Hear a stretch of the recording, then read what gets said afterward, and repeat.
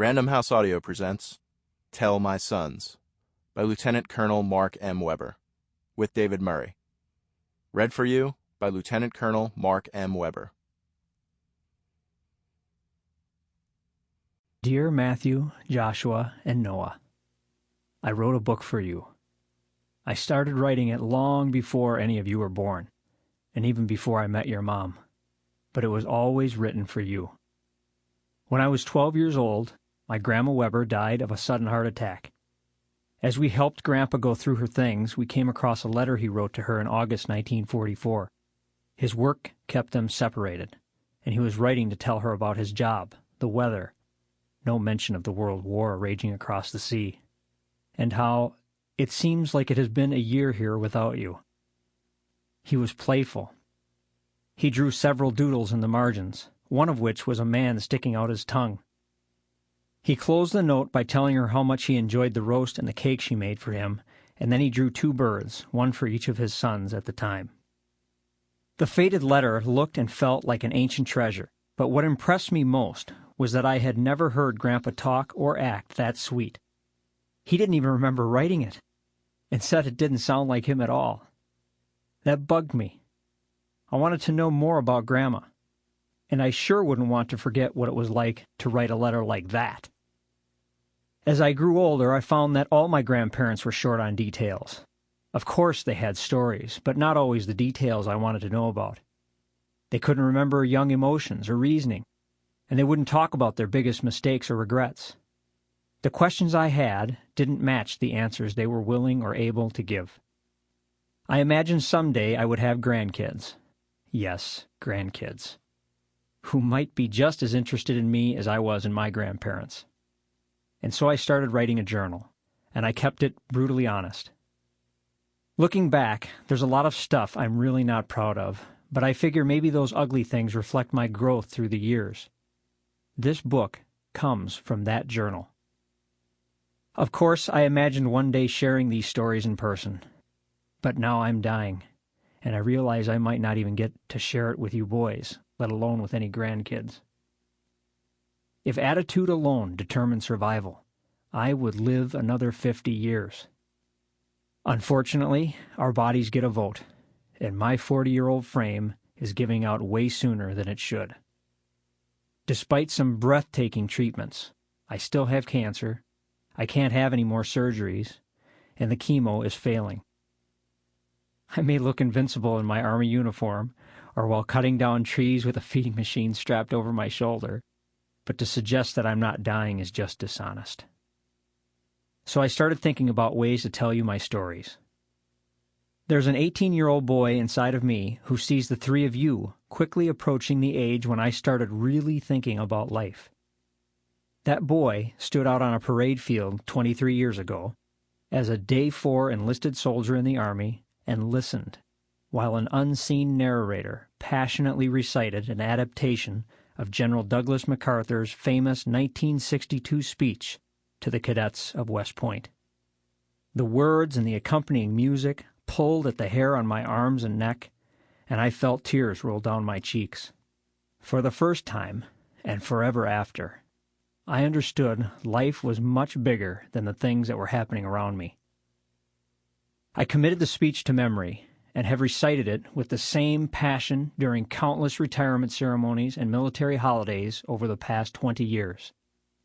You 3 were all just babies when the Army recognized me as one of the best company-grade officers of the 30,000 plus in the Army. The honor? The General MacArthur Leadership Award. The truth is, I'm not a big fan of Douglas MacArthur, and never have been. I attended a military high school and have been in an Army uniform since age 14, so I knew who MacArthur was when I first heard his words. He always seemed more movie character than actual man. And it struck me then that if you want to be a real-life man, you have to learn from real-life men. But his speech to those young men is about being a real man. It's about life as struggle and our need to embrace it, about the contradictions and complexity and confusion, about the courage and search for wisdom required to get through it all, and about coming to it all as honestly as a man can reasonably do. So when it came time to share with you what I've learned about life, I knew I had drawn that speech just one more time, with the three of you as my aspiring young cadets, and each chapter framed in a moral from that speech. Matthew, when you were 12, I tried to offer you some advice after a brief discussion on some mundane subject, and you interrupted me. "Dad," you said with an elevated tone to get my attention, "I'll figure it out." You were right then, and you're still right. You had asked the question, gained some context, and then set out on your own course. With such understanding, I have faith that the three of you will indeed figure it out. And so these pages reflect observations and perspective rather than advice or instruction. Though I'll speak with my usual conviction and passion, I know I gained those attributes over a long period of time, and in the same manner Matthew expressed. My stories are not examples of the way to live your life. My stories are just examples of an infinite number of paths. Which one should you take? With the help of many other people you'll meet in life, you'll figure it out.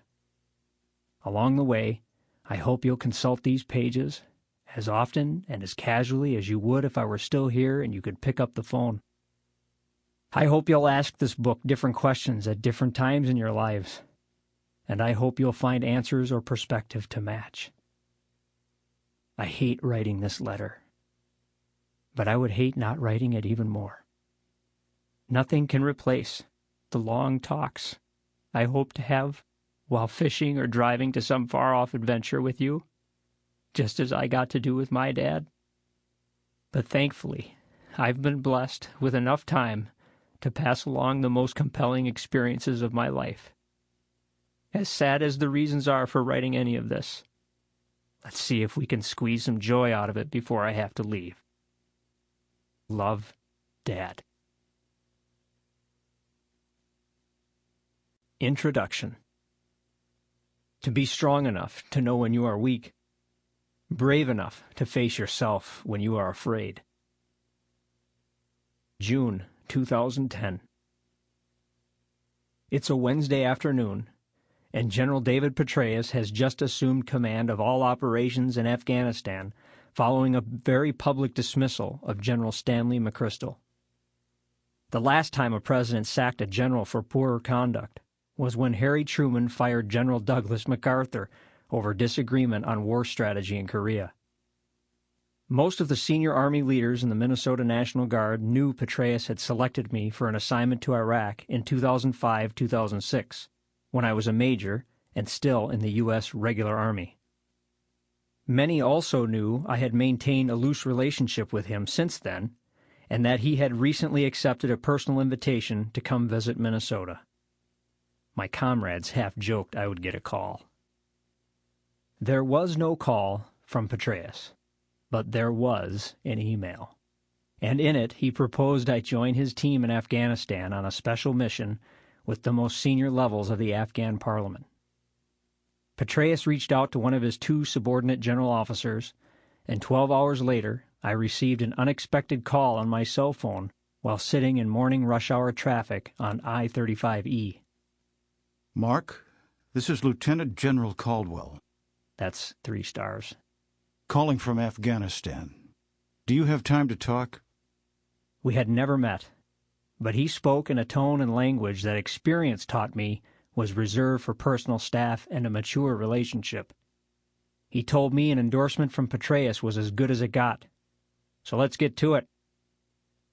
He asked what I had done to earn such high praise and how I had maintained such a long-term relationship with senior Iraqi leaders, specifically General Babakar Zubari, the Iraqi Chief of Defense, to whom I was assigned during my deployment.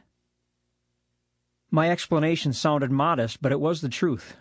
Lots of energy, simple social graces, and learning Kurdish, the Iraqi general's native language. Caldwell didn't seem to believe it was that simple, but commented, "Well, we want and need that kind of talent."